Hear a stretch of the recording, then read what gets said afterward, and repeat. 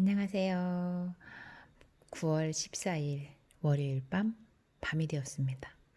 아침에는 호서극장을 읽고 밤에 되어 오늘은 나 있는 그대로 참 좋다. 조유미 선생님께서 글을 쓰신 책을 읽겠습니다.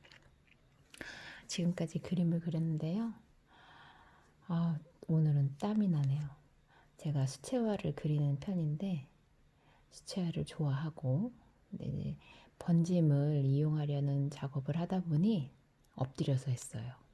그랬더니 땀이 나고 한편으론 운동한 것 같아 기분이 좋습니다. 며칠 전에 읽었던 그 다음으로 읽어보겠습니다. 충분히 반짝이는 사람이니까. 어둠 속에서는 작은 빛이 환히 보이지만 밝은 곳에서는 주변의 환함에 묻힐 때가 있다.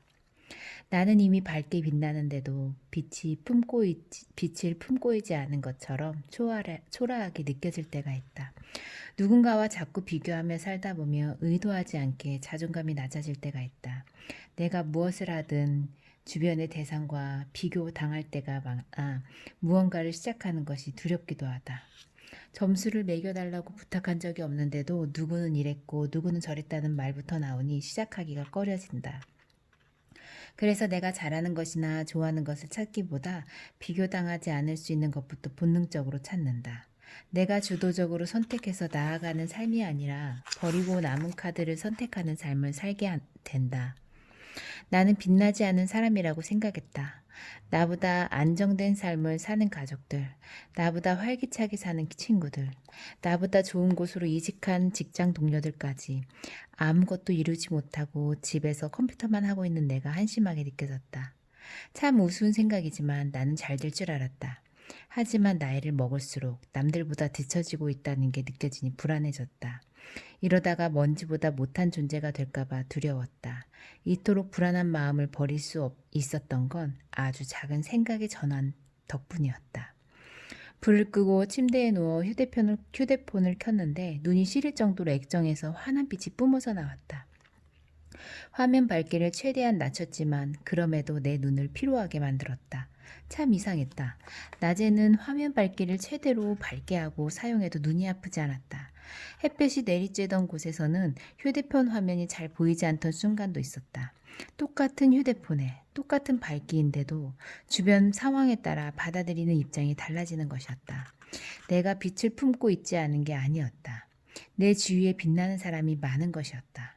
좋은 사람 곁에 좋은 사람이 있는 것처럼 빛나는 사람 곁에 빛나는 사람이 있는 것이었다. 주변을 돌아볼 여력이 없어서 내 주변이 얼마나 밝은지 몰랐다. 당신도 나처럼 그렇다. 빛 안에 있기 때문에 당신만 모르는 것일 뿐 당신은 훨씬 더 좋은 사람이다. 그러니 자신을 깎아내리지 않아도 된다. 행복을 당당하게 누려도 된다. 이 세상에 존재하는 것만으로도 충분히 빛나는 사람이니까. 걱정 속에 피어난 꽃 한 송이. 나는 걱정이 참 많은 성격이다. 일어나지 않은 일을 왜 이토록 걱정하는지. 그냥 적당히 살면 되는데 걱정을 너무 짙게 해서 밤잠을 설친다. 걱정이 많은 사람들은 안다. 걱정이 많은 게 얼마나 피곤한 일인지. 나는 이것을 어떻게 극복해야 하는지 방법을 찾기 시작했다. 그러다 찾은 좋은 방법은 노트와 펜을 드는 것이었다. 지금 머릿속에 드는 걱정들을 펜으로 하나하나 다 적는 것이다. 때로는 일기처럼 적기도 하고 그림을 그리기도 했다. 걱정이 끝날 때까지 걱정 노트를 썼다. 어느 날은 5장을 빼곡히 채우기도 하고 어느 날은 한 폭의 그림으로 완성하기도 했다. 걱정을 일일이 쓰다 보니 팔이 아파서라도 걱정을 그만두어야겠다는 생각이 들었다. 걱정이 귀찮아지기 시작한 것이다. 그저 누워서 생각만 할 때는 힘든 일이 아니었는데 걱정이 생길 때마다 몸을 움직여 무언가를 해야 하니 걱정도 꽤 힘든 일이 되었다. 걱정하는 일이 힘들어지자 꼬리에 꼬리를 물던 걱정이 서서히 잦아들었다. 걱정 노트는 시간이 지난 후 나를 돌아보는 계기가 되기도 한다. 이때 내가 이런 고민을 했었구나. 이 문제는 잘 헤쳐나갔구나. 이 문제는 아직도 여전히 그 자리에 있구나. 다음엔 이렇게 해야겠구나. 똑같은 문제에 다시 마주하게 되었을 때 조금 더 유연하게 대처할 수 있는 밑거름이 되기도 하고 성숙한 태도를 잃지 않게 도와주기도 한다. 그게 바로 걱정 속에 피어난 꽃 한 송이다. 걱정꽃을 피우기 위해서 수많은 눈물로 마음을 적셨던 것이다. 살다 보면 걱정을 할 수밖에 없는 상황들이 온다. 그렇다고 머리를 싸맬 필요는 없다. 걱정한다고 해결될 일도 아니다. 걱정은 걱정일 뿐 해결해야 하는 건 내 몸과 마음이다. 인생은 걱정한다고 나아지는 것도 아니다. 그러니 그저 그 상황에 충실한 것이 최선이다. 앞으로 일어날 일과 일어나지 않은 일을 아무도 모른다. 수없이 걱정해도 막상 그 상황에 직면하면 처음부터 시작하게 될 테니까. 그래, 따지고 보면 다 처음이다.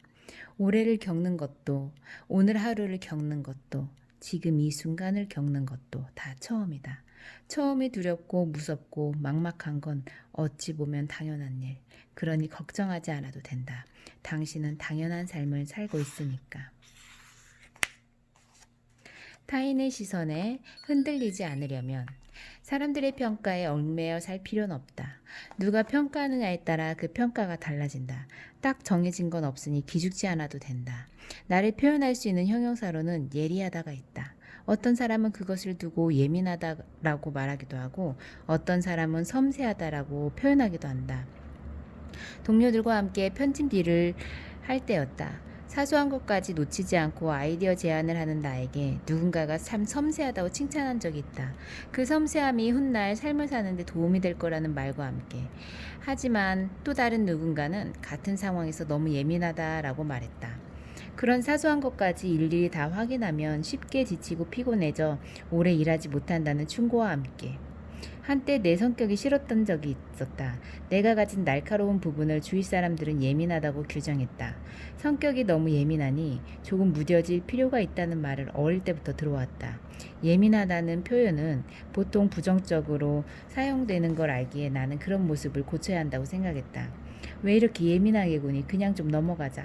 일부러 예민하게 굴고 싶어서 그런 게 아니었다. 그냥 그게 신경 쓰였을 뿐인데 마침 내가 나쁜 아이라도 된 것처럼 몰아붙였다. 그래서 나는 예민해 보이지 않기 위해 성격을 고쳐보려 했었다. 10년이 넘는 동안 아무리 애써도 예민하다고 규정되는 그 성격을 바꾸지는 못했다. 소기에 성과가 있다면 타인 앞에서 예민하게 비치지 않는 기술을 터득한 것이다. 주변 사람들은 나를 두고 예민한 사람이 아닌 섬세한 사람이라고 말하기 시작한 건 어른이 되고 나서였다. 글을 쓰거나 그림을 그리거나 음악을 가까이 하며 지내는 시간들이 많았다. 어느 순간 내 마음에 다가오는 감정들이 있다면 그것을 모두 섬세하게 표현하려 했었다. 그 섬세함이 나의 강점이 매력이 경쟁력이 되었다. 예전에는 모든 상황을 날카롭게 받아들인 내 성격을 반드시 고쳐야 한다고 생각했다. 하지만 지금은 상황을 날카롭게 직시하고 섬세하게 감지하는 내 예민함이야말로 많은 이들이 공감할 만한 글을 쓸 수 있게 해주는 원동력이라고 믿는다. 똑같은 모습을 보고도 어떤 이는 장점이라 말하고 어떤 이는 단점이라 말한다. 애초에 정해진 건 없다. 아직 인생의 반도 살지 않았는데, 아니 어쩌면 반의 반도 살지 않았는데 지금의 내 모습이 고물일지 보물일지 누가 판단할 수 있을까? 사람들의 평가에 기죽지 않기로 했다. 누군가는 나에게 손가락질을 하겠지만 또 다른 누군가는 손바닥으로 머리를 쓰다듬어 줄 테니까. 맞아요. 저도 전 개인적으로도 이게 많이 공감되는 내용인데요. 예민하다, 섬세하다, 예리하다 다 같은 한 사람한테 쓸 수 있는 말들이에요. 저도 그런 말들을 많이 들었었고 근데 어떨 때는 생활 속에서는 둔하기도 하고 둔감하기도 하고 무디다는 말도 많이 듣는데 그림을 접할 때나 아니면 사람들을 대할 때는 많이 예민하고 조금 신경이 날카롭게 서 있기도 해요. 근데 장단점은 있어요. 진짜 섬세하게 받아들인다면 남들이 생각하지 못하는 부분을 상대한테 보여줄 때도 있고 말로써나 표현으로써나 근데 자존감이 많이 낮아질 때는 모든 것을 고치고자 하고 자기 자신을 바꾸려고 노력은 하지만 지금 같으면 저는 이제 그것을 제 성격이다라는 것을 인정하기 때문에 좋은 쪽으로 생각할 땐 좋은 쪽으로 받아들이고 툭툭 털고 싶을 때는 털기도 해요. 그렇지만 기본 성격은 변하지 않는 것 같아요. 노력은 하는데 난 걱정 안 해야지, 신경 안 써야지 하면서 나도 모르게 신경을 쓰고 있고 신체적으로도 그게 영향이 되죠. 입병이 난다거나 머리가 아프다거나 근데 어 이제 나이가 들어감에 따라 신경 쓸 게 조금 더 많아지니까 예전에 어느 부분에 신경을 썼던 그런 예민함이 지금은 조금 묻혀지긴 해요. 다 신경 쓸 수가 없으니까.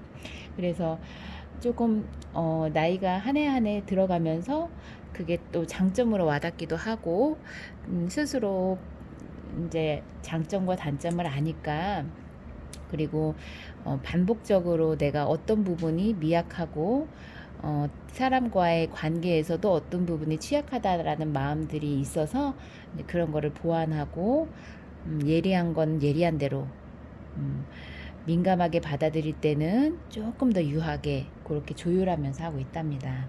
이런 글들이 이렇게 정리되어 있으면 나와 같은 공감되는 그런 내용들이 나올 때는 아, 내가 이랬었구나 하면서 많이 정리가 되는 듯한 기분도 들고 내가 쓴 것 마냥 이해가 많이 되니까 또 좋은 것 같습니다. 자, 다시 책으로 돌아와서 등 뒤에 날개. 실패가 두려울 때마다 생각한다. 나는 하늘에 닿을 만큼 성공한 적이 없다. 그러니 가늠할 수 없는 밑바닥으로 떨어지지도 않을 것이다. 실패를 한다 해도 땅 위를 걷다가 돌뿌리에 걸리고 흙탕물에 빠지는 정도일 뿐. 돌뿌리에 걸려 넘어지면 다시 일어서면 되고 흙탕물에 빠지면 깨끗한 물로 씻어내면 그만이다. 딱 그 정도의 실패다. 그러니 도전 앞에 두려움을 느끼지 말자. 만에 하나 그 실패가 돌뿌리에 걸리고 흙탕물에 빠지는 정도가 아니라 다리가 부러지고 팔이 부러질 정도라면 나는 지금 시험 받는 중이라 생각하자. 더 넓은 세상을 품을 자격이 있는지, 더 큰 영예를 누릴 자격이 있는지, 세상이 나를 시험하고 있다 생각하자. 나에게 큰 행복을 주기 위해 힘든 시련을 주는 것이다. 그 행복을 맛보기 전까지는 절대 돌아서지 않을 것이다. 오기로라도 버텨보자. 혹시 알아? 등 뒤에 날개를 달아줄지. 풍경을 즐기며 걸어가는 삶. 경주마들은 눈가리개를 착용하고 경주에 뛴다. 그저 앞만 보고 달리라고. 하지만 우린 앞만 보고 달리는 경주마가 될 수 없다. 그러기에 인생이 너무 아름답기 때문이다. 조마조마할 때가 있다. 내가 원하는 걸 얻기 전까지 마음이 수없이 흔들리고 불안하다가 바닥으로 무너진다. 하지만 그건 어쩔 수 없다. 배가 고프면 음식이 먹고 싶고 피곤하면 자고 싶은 것처럼 원하는 걸 얻지 못하면 마음이 불편할 수밖에 없다. 원하는 걸 못했는데 기뻐할 사람이 있을까? 불편한 감정은 아주 자연스러운 일. 그러니 거기에 동요해서는 안 된다. 동요하는 순간 목표는 흐려지고 방향은 틀어진다. 인생은 누가 뒤에서 쫓아오는 것이 아니다. 누가 나를 추월하지도 않는다. 인생이라는 외길에서 혼자 걷는다. 누가 나를 따라오는 듯한 기분이 드는 건 허상일 뿐이다. 가위에 눌렸을 때 귀신을 보는 것과 같은 이치랄까? 사실 내 앞에 귀신은 없는데 몸이 내 마음대로 움직이지 않으니 겁을 먹고 귀신이라는 허상을 만드는 것과 같은 맥락이다. 내 마음이 온전하지 않으니 자꾸 누가 쫓아오는 것 같고 누군가와 경쟁하고 있는 기분이 드는 것이다.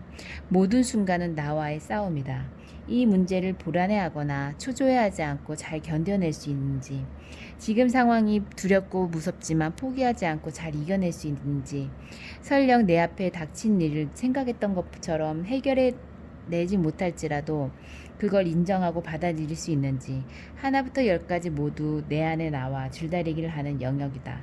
오로지 내 몫이다. 인생은 계속 걸어가야 한다. 이 길의 끝에 닿을 때까지 걸어야 한다. 그러니 어차피 걸어가야 한다면 길가의 풍경을 마음껏 즐겼으면 좋겠다. 앞만 보고 달린다고 해서 목표에 빨리 닿는 것도 아니다. 무작정 달리기만 하면 결승점에 도착하기도 전에 힘을 다 써버리고 말 것이다. 또 그렇게 안간힘으로 달려도 막상 내가 원하는 결과를 얻지 못할 수도 있다. 전부를 걸면 전부를 잃을 수도 있다. 잠깐 쉬었다 가도 괜찮다. 잠깐 쉰다고 해서 세상에 도망가거나 나의 가치가 떨어지거나 나의 능력이 사라지는 것도 아니다. 풍경을 즐기는 일은 어려운 일도 거창한 일도 아니다. 살짝 고개만 들어도 푸른 하늘과 그 하늘에 그림을 그리고 있는 구름을 볼 수 있다. 천천히 걷다 보면 내가 가고 싶은 길을 찬찬히 살펴볼 수 있고 잠깐 앉아서 쉬면 내가 가고 싶은 방향을 고민할 수 있는 시간이 생긴다. 단거리 선수와 마라톤 선수는 달려야 하는 달리기 트랙이 다르다. 그러니 누가 먼저 도착하고 누가 더 빠른 기록을 내는지 의미가 없다. 달려야 하는 거리가 다르니 애초에 비교 대상이 아니기 때문이다. 조급해하지 않아도 괜찮다. 남들보다 결승점이 조금 더 먼 것일 뿐 결승점이 없는 것은 아니니까 결국 나는 내가 목표하는 결승점에 도착하게 될 테니까. 어렸을 때 운동회를 할 때면 어른들은 늘 나에게 말씀하셨다. 꼭 1등 하지 않아도 되니까 끝까지 달리라고. 달리기는 누가 1등 하느냐를 겨루는 게 아니라 시작점에서 결승점까지 포기하지 않고 달려갈 수 있는지 확인하는 거라고. 그러니 삶이 좀 느려도 괜찮다. 끝까지 가는 게 더 중요하니까. 괜찮다, 괜찮다, 괜찮다. 나는 괜찮다 병을 알고 있었다. 무엇이든 괜찮다고 생각하려는 병. 몸이 아플 때도 괜찮다. 어떤 사람이 내 험담을 한다는 소식을 들었을 때도 괜찮다. 남자친구와 헤어졌을 때도 괜찮다. 한순간에 직장을 잃었을 때도 괜찮다. 난 언제나 괜찮다고 말해왔다. 진짜 내 마음이 괜찮은 것과는 무관한 괜찮다였다. 무던히 넘기고 싶은 욕구가 불러온 괜찮다였다. 조금 더 솔직히 말하자면 괜찮지 않아도 될 명분이 없었기 때문이었다. 징징거린다고 해서 병이 낫는 것도 아니잖아. 그 사람이 내 험담을 한다고 해서 찾아가서 따지기라도 할 건가? 어차피 그 사람하고 다시 사귈 것도 아니잖아. 회사 대표를 찾아가서 따지기라도 할 건가? 그 어떤 물음에도 자신 있게 대답할 수 없었다. 벗어날 수 없는 상황 속에서 나는 너무나도 작은 존재이기에. 그래서 애써 괜찮다고 생각했다.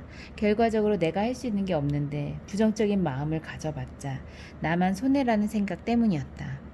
그래서 안 괜찮아도 안 괜찮을 수 없었다. 괜찮다고 되뇌는 게 습관이 되어버렸다. 허상에 마음을 두었다. 요즘 누군가가 꼭 안아주는 꿈을 꾼다. 얼굴은 보이지 않는 까만 그림자가 천천히 걸어와 홀로 있는 나를 큰 품으로 안아준다. 마음이 괴로울 때가 있다.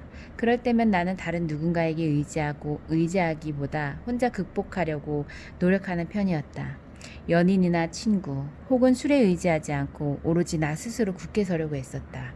아무리 가까운 사이라고 해도 매일 앓는 소리만 한다면 그들도 나를 힘겨워할 테니까. 그래서 밝은 모습만 보여주고 즐거운 얘기만 나누려 했었다. 누군가 나에게 힘든 일은 없니? 라고 물을 때면 나는 늘 이렇게 대답했다. 네, 저는 괜찮습니다. 괜찮다는 말은 아주 좋은 포장지였다. 아무리 어려운 상황에 놓여 있어도 내가 괜찮다고 말하면 사람들은 더 이상 묻지 않았다. 무엇이 괜찮은지, 어떻게 괜찮은지, 왜 괜찮은지 궁금해하지 않았다. 괜찮으면 괜찮은가 보다 하며 넘어갔다. 어쩌면 그게 내가 바라던 바였는지도 모르겠다. 괜히 무거운 대화 주제를 꺼내어 분위기를 망치고 싶지 않았으니까. 그래서 어느 자리에서건 나는 늘 웃었다. 텅 빈 눈과 텅 빈 마음으로. 하지만 집에 돌아와선 사정이 달랐다. 힘든 마음을 오롯이 혼자 쏟아내고 다 감당하려 했다. 엉엉 울거나 하루 종일 게임을 하거나 내내 잠만 자거나 그날 힘들었던 일들을 오롯이 혼자서 감당하기 위해 마음을 다잡았다. 처음부터 혼자는 아니었다. 언제부터인가 나 스스로 사람들에게 거리를 두려 했던 것 같다. 한때는 나도 누군가에게 마음을 털어놓거나 잠시 어깨에 기대어 보기도 했다. 하지만 나의 힘든 마음을 가볍게 여기는 사람들, 내 아픔을 함부로 떠들던 사람들, 그리고 어렵게 꺼냈던 내 아픈 이야기들이 여러 사람의 입에 오르내리며 하찮게 떠돌던 경험들이 내 마음의 문을 닫게 만들었다. 아마도 그때부터였던 것 같다. 혼자가 편하겠다는 생각이 들었던 순간이. 처음부터 혼자가 되고 싶지는 않았다. 하지만 뻔한 사람들에게 상처받느니 조금 쓸쓸한 편이 더 낫다고 되새겼다. 하지만 꿈속에서 얼굴조차 보이지 않는 존재에게 그리도 편하게 안겨있는 내 모습을 보고 알았다. 누군가에게 기대고 싶은 마음, 의지하고 싶은 마음, 아픔을 나누고 싶은 마음이 내 진심이었다는 것을. 하지만 그럴 수 없어서 애써 진심을 모른 척 감춰왔다는 것을. 내 진심을 마주하는 게 괴로웠을 테니까. 혼자가 편하다고 말했지만 어쩌면 나는 그 누구보다 혼자가 되는 게 두려웠는지도 모르겠다. 혼자인 나를 인정하지 못하고 부정하기 바빴으니까. 솔직히 말하면 혼자가 되는 게 싫다. 나도 누군가와 함께이고 싶다. 누군가에게 안겨 깊이 잠들고 싶다. 혼자가 편할 수도 있겠지만, 함께 해야 해요. 어, 어제 조금 정신적으로나 마음적으로 조금 힘들었었어요.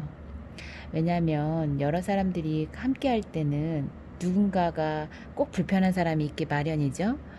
모두 다 편할 수만 없어요. 그래서 대화를 하는데 신경이 쓰이고 그런 사람들이 있었어요. 그래서 적당히 대화를 나눈 후 집으로 돌아왔을 때 내 스스로가 마음이 안 좋더라고요. 그래서 누군가가 생각났고 통화를 하고 싶었고 얘기를 하면서 마음을 풀고 싶었고 그랬더니 정말 얘기를 하면서 대화를 하면서 나 이래서 이랬어 그런 얘기를 하니까 마음이 풀어졌어요. 그럴 때 또 느끼죠. 아, 그냥 시간이 지나면 당연히 시간에 약이 있죠. 시간이 흐르면서 저절로 해결되는 거 기억이 안 나게 되죠. 그래서 그 저절로의 힘도 있지만 그 당시를 제가 가슴 아프거나 에너지를 많이 소진했을 때 충전을 바로 할 수 있는 그런 마음이 상대와 위로받고 싶은 상대와 대화를 하는 것이었어요.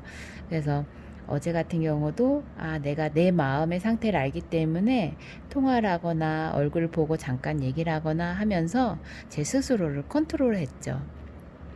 잘하는 것 같아요. 그게 왜냐면 감정 소비라는 게 자연스럽게 흐르게 내비두는 것보다는 빨리 해소하고 기분을 다시 좋아지게 만드는 것도 좋다고 생각하거든요.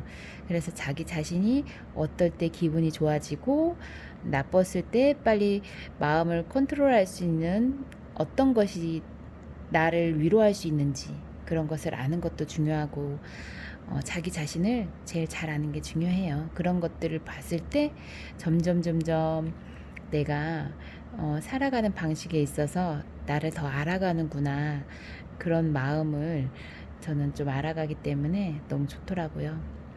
그래서 여기서처럼 혼자인 걸 좋아하는 것 같았지만 알고 보면 누군가와 함께하고 기대고 또는 안아줬을 때 마음이 참 편안하고 위로가 된다는 것을 아마 사람들이 점점 알게 되겠죠. 누구는 그래요. 아직도 혼자가 좋다고 하고 왜 사람들과 어울리는지 모르겠다고 하지만 결국은 혼자였을 때는 외로움이죠. 다음 책으로 돌아와서 어른이 되면 외로워진다더니 힘들 땐 너에게 기대고 싶은데 나만 힘든 게 아니라 너도 힘들다는 걸 알아서 오늘도 애써 미소만 보인다. 예전에는 힘든 일이 있으면 누군가에게 기댔다. 하지만 모두 힘든 삶을 산다는 걸 알고 난 뒤에는 그럴 수가 없었다. 자신의 몫만큼 짐을 지고 가느라 버거운 사람들에게 내 짐까지 더 얹을 수는 없는 노릇이었다. 기쁨을 나누면 배가 되고 슬픔을 나누면 반이 된다는 말은 다 옛말이다. 경쟁이 만연한 사회에서 기쁨을 나누면 질투의 대상이 되고 안 그래도 퍽퍽한 사회에서 슬픔을 나누면 우울을 전염시킨다. 밥값만 하자. 참 쉬운 말인 줄 알았는데 겪어보니 세상에서 가장 어려운 말이었다. 자기 밥벌이를 하며 사는 일, 그 고단한 일. 나는 내가 어른이 되면 엄청난 일을 하며 살 줄 알았다. 우물 안에 있을 때는 가끔씩 차오르는 빗물이 위기의 전부였고 가라앉지 않으려고 발버둥 치는 일만으로도 충분했다. 힘들었지만 고단하진 않았다. 이 정도면 잘하고 있는 거라 믿었고 우물 밖으로 나가면 무엇이든 이룰 수 있을 것 같았다. 하지만 정작 세상 밖으로 나왔을 때는 생존의 문제부터 해결하느라 급급했다. 외부로부터 나를 막아주는 우물벽은 더 이상 없었다. 능력이 없으면 따뜻한 방 한 칸도 얻을 수 없는 세상에서 나보다 더 강한 자들에게 먹히지 않기 위해 정신을 바로 차려야만 했다. 살짝만 삐끗해도 먹잇감이 되니까. 밥값을 하는 삶이 얼마나 고단한지는 겪어본 사람만 알 수 있다. 그래서 나는 타인에게 기대지 못하게 되었다. 내가 힘든 만큼 너도 힘들다는 걸 아니까. 너도 하루 종일 신경을 곤두세운 채 버텨내고 있다는 걸 아니까. 그저 미소만 보일 뿐이다. 짐이 되고 싶지 않으니까. 그래서 그저 이런저런 사는 이야기만 늘어놓게 된다. 아무 의미 없는 너스레만 떠는 것이다. 정작 하고 싶은 말은 속에 삼켜둔 채. 최근에 부쩍 외로움이 늘었다. 예전에는 가을에만 외로워했는데 요즘에는 사계절이 다 외롭다. 외로움을 잘 타지 않던 내가 왜 갑자기 외로움을 타는지 그 이유를 몰랐는데 아마도 타인과 마음을 나누지 못해서 외로웠던 것 같다. 어디 가서 속 시원하게 털어놓고 싶다. 나 지금 너무 외롭다고. 힘들어서 미치기 직전이라고. 어른이 되면 외로워진다더니 그 외로움이 말 못하는 외로움이었나 보다. 슬픔을 삼킨다는 것. 어떠한 일에 즐거워하는 것만큼 어떠한 일에 슬퍼하는 것에도 관대해질 필요가 있다. 이 세상에 의미 없는 감정은 없다. 슬픔을 이겨내는 가장 효과적인 방법은 바로 기간을 정해두는 것이다. 슬픔이 찾아왔을 때 모른 척도 해봤고 애써 씩씩한 척도 해봤지만 소용이 없었다. 슬픔을 외면하면 당장은 효과를 볼 수 있지만 언젠가는 묵혀두었던 슬픔이 예상하지 못한 방식으로 터져나왔다. 슬픔을 모른 척 했을 때는 자꾸만 우울의 늪으로 빠져들어갔다. 겉으로 보기에는 분명 괜찮아 보여도 웃어도 웃는 게 아니었다. 내 감정이 오히려 더 모호해져서 우울해졌다. 슬프지만 씩씩한 척 할 때는 남들 앞에서는 괜찮다가도 혼자 남겨지면 슬픔이 배가 되었다. 슬픔을 외면하니 더 힘들어진다는 사실을 깨닫고는 슬픔을 피하지 않기로 했다. 그런데 그것은 또 그건 나름대로 부작용이 있었다. 밑도 끝도 없이 슬퍼하니까 점점 걷잡을 수 없이 피폐해졌다.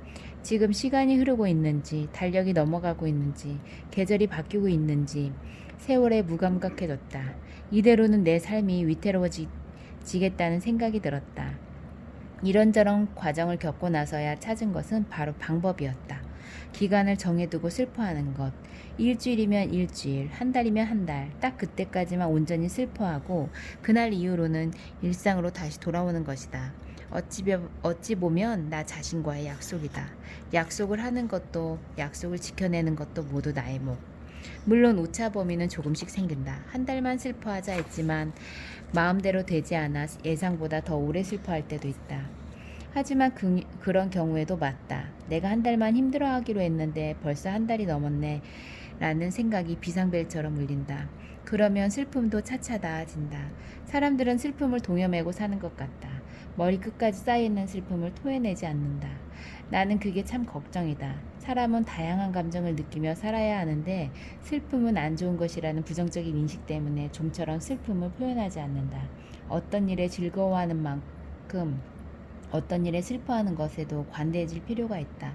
이 세상에 의미 없는 감정은 없다. 슬픔은 안 좋은 것이 아니다. 그렇죠? 슬픔은 안 겪고 싶죠.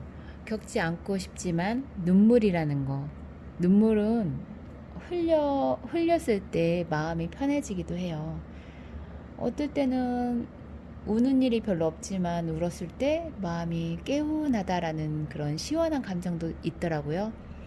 저도 우는 일이 많진 않지만 한번 울었을 때 펑펑 울고 그러는 것도 때론 좋다고 생각해요. 사람의 감정은 참 미묘하고도 오묘하고도 신비롭죠.